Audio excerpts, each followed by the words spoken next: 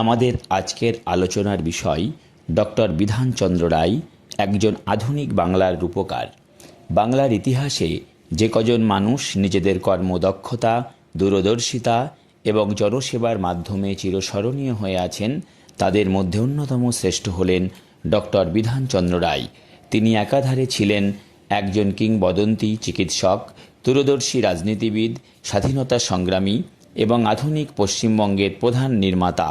তার অনন্য অবদানের কথা স্মরণ করে প্রতি বছর তার জন্মদিন ও মৃত্যুদিন 1 জুলাই তারিখটিকে সমগ্র ভারতে জাতীয় চিকিৎসক দিবস হিসেবে পালন করা হয়। 1882 সালের 1 জুলাই বিহারের বাঁকিপুরে বিধানচন্দ্র রায় জন্মগ্রহণ করেন। তার পিতা প্রকাশচন্দ্র রায় ছিলেন একজন আবগারি পরিদর্শক এবং মাতা কমলেশ্বরী দেবী ছিলেন এক ধর্মপরায়ণ দানশীল নারী।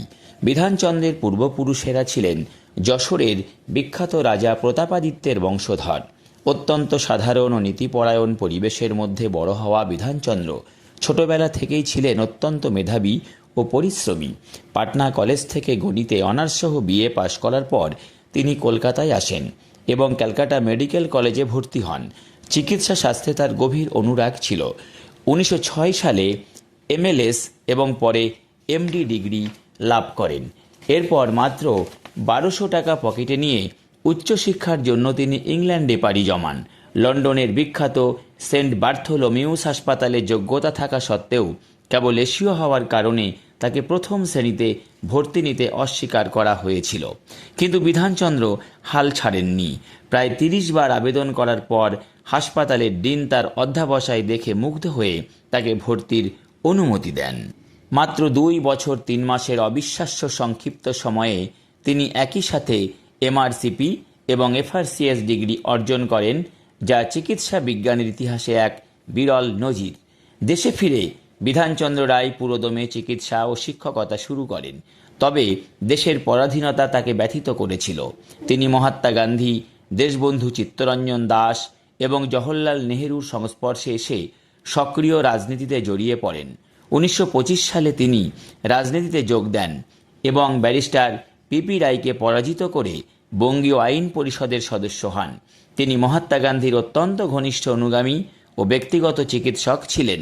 1930 সালে আইন অমান্য আন্দোলনের সময় তিনি কংগ্রেসের ওয়ার্কিং কমিটি সদস্য হন এবং ব্রিটিশ সরকারের দ্বারা কারারুদ্ধ হন। 1947 সালে দেশভাগের পর পশ্চিমবঙ্গ যখন উদ্বাস্তু সমস্যা, খাদ্য সংকট ও অর্থনৈতিক বিপর্যতায় জর্জরিত, তখন 1948 সালের 23 জানুয়ারি বিধানচন্দ্র রায় পশ্চিমবঙ্গের দ্বিতীয় মুখ্যমন্ত্রী হিসেবে দায়িত্ব গ্রহণ করেন।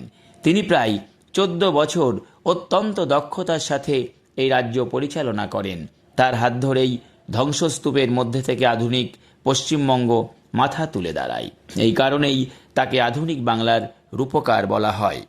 রাজ্যের সার্বিক অর্থনৈতিক ও শিল্পোন্নয়নের জন্য তিনি 5টি নতুন শহরে গড়ে তোলেন, যাদের পঞ্চপ্রদীপ বলা যেতে পারে। দুর্গাপুর বাংলার শিল্পনগরী হিসেবে গড়ে তোলেন, কল্যাণীকে একটি পরিকল্পিত আবাসিক ও শিক্ষামূলক শহর হিসেবে, দীঘাকে সমুদ্র উপকূলবর্তী পর্যটন কেন্দ্র, সল্ট লেককে কলকাতার জনসংখ্যা বৃদ্ধির চাপ কমাতে পরিকল্পিত উপনগরী করেন এবং অশোকনগরকে উদ্বাস্তুদের পুনর্বাসনের জন্য গড়ে তোলেন। এছাড়াও Damodar valley corporation, Chittaranjan locomotive works এবং কলকাতা রাষ্ট্রীয় পরিবহন সংস্থা প্রতিষ্ঠায় তার ভূমিকা ছিল প্রধান।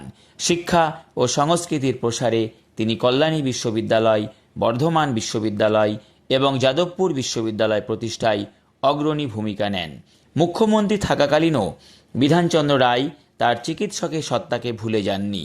প্রতিদিন সকালে তিনি বিনামূল্যে দরিদ্র রোগীদের দেখতেন। ক্ষমতা বা পদের লোভ তার ছিল না। তিনি মুখ্যমন্ত্রী হিসেবে কোনো বেতন নিতেন না। 1957 সালে তিনি লন্ডনের royal society of tropical medicine and হাইজিনের ফেলো নির্বাচিত হন এবং 1961 সালে ভারত সরকার তাকে দেশের সর্বোচ্চ বেসামরিক সম্মান ভারতরত্ন উপাধিতে ভূষিত করে।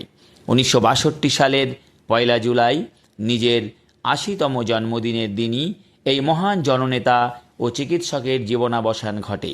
নিজের উপার্জিত সমস্ত সম্পত্তি ও বাসস্থান তিনি দেশবাসীর চিকিৎসার উদ্দেশ্যে দান করে গিয়েছেন, যা আজ ডক্টর বিসি রায় মেমোরিয়াল ক্রনিকল হসপিটাল নামে পরিচিত ডক্টর বিধানচন্দ্র রায়ের কর্মজীবন ও ত্যাগের আদর্শ চিরকাল বাঙালি তথা সমগ্র দেশবাসীকে অনুপ্রাণিত করবে। আজকের দিনে ডক্টর বিধানচন্দ্র রায়ের প্রতি রইল আমার সশ্রদ্ধ প্রণাম।